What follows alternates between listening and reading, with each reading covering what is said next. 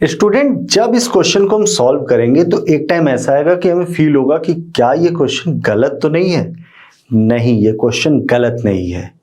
तो क्यों गलत नहीं है, चलो सीखते हैं।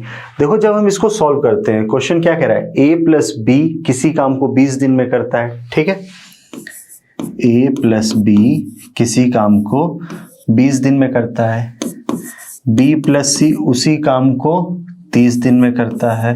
अब कहता है कि अगर तीनों साथ मिल करते हैं तो 8 सही 4/7, 8 सही 4/7, तो मतलब a प्लस बी प्लस सी, तो 8 सते 56, 4 60/7।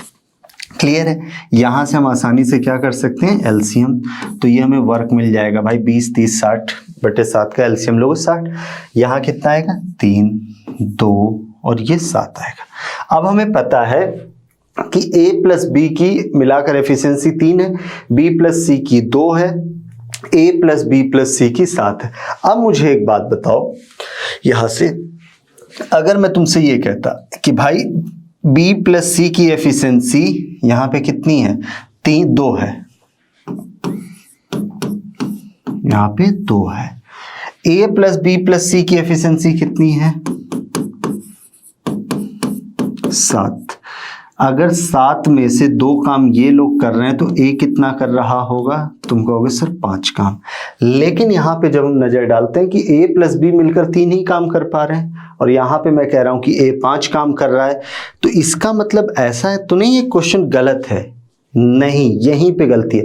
अब क्वेश्चन इनडायरेक्टली हमसे ये कह रहा था कि यहाँ पे जरूर एक ऐसा पर्सन है जो डिस्ट्रक्टिव काम कर रहा है, काम बनाने की जगह बिगाड़ने का काम कर रहा है। क्या रहा है कि भाई ए हमारा 5 काम कर सकता है, लेकिन जब बी उसके साथ आता है तो काम प्रोड्यूस हो पा रहा है 3 ही। बात समझ में आई। इसका मतलब ये 2 काम का डिफरेंस कहाँ गया, इस बी ने 2 काम को बिगाड़ दिया। इसका मतलब जो बी है वो डिस्ट्रक्टिव पर्सन है, और बी की एफिशिएंसी कैसे लिखोगे, -2। ठीक है।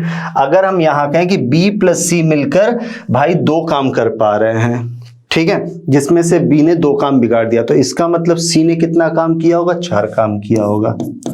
यहां तक बात समझ में आई, क्लियर है। तो देखो, इस टाइप के क्वेश्चन में डायरेक्टली उसने नहीं कहा कि बी काम को खराब करता है या बिगाड़ता है, वो इनडायरेक्टली आपको इस टाइप का क्वेश्चन दिया ताकि आप कहो कि भाई क्वेश्चन गलत है। क्वेश्चन गलत नहीं था। यहाँ पे अगर इस टाइप का आ जाए डिफरेंस तो आपको देखना होगा कि कौन सा डिस्ट्रक्टिव पर्सन है। क्लियर है। ए बी सी की एफिशिएंसी पता चल गई।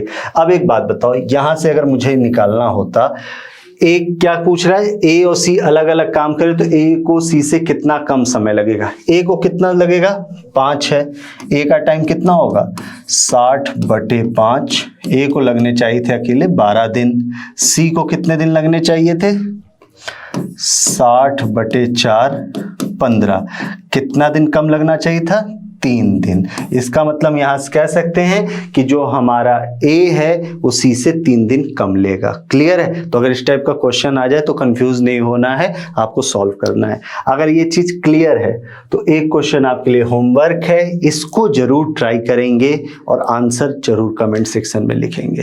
Thank you.